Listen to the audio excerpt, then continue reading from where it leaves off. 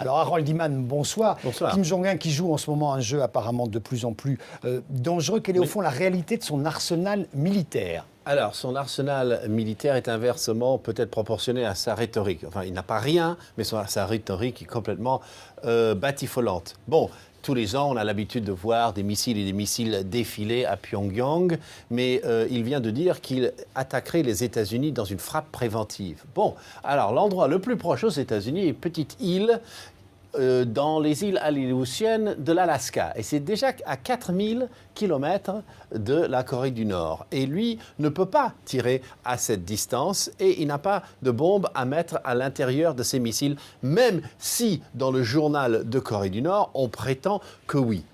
Parce que, tout simplement, ça serait un saut quantique gigantesque. Et en plus, il a au Japon... Le Japon qui regarde, qui est quand même armé, il y a des Américains stationnés au Japon et à la Corée du Sud avec 25 000 Américains. Bon, s'il faisait ça, je pense que la riposte serait archi rapide. Alors, Harold, c'est une crise qui a d'ores et déjà été marquée par beaucoup d'épisodes. Oui, bon, c'est un feuilleton qui va de plus en plus mal, enfin qui devient un drame. Quelles sont les étapes? Le 12 décembre de l'année dernière, il a tiré une fusée. Mais là, il a tiré vers le sud, vers les Philippines, avec un innocent satellite, donc plutôt une boîte qui fait bip bip, il n'y avait rien dedans en fait.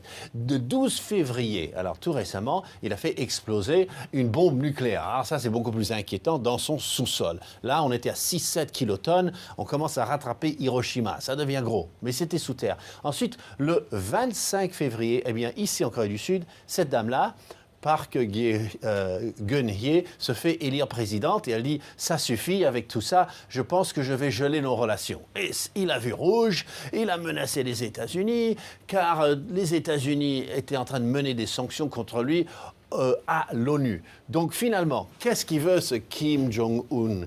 Il veut être aussi grand que son père, Kim Jong-il, qui voulait être aussi grand que son père, Kim Il-sung. Donc, dans un système totalement confucéen, on ne peut pas renier son père. Donc, c'est difficile de le faire bouger alors qu'il est. Harold Iman, merci pour toutes ces explications.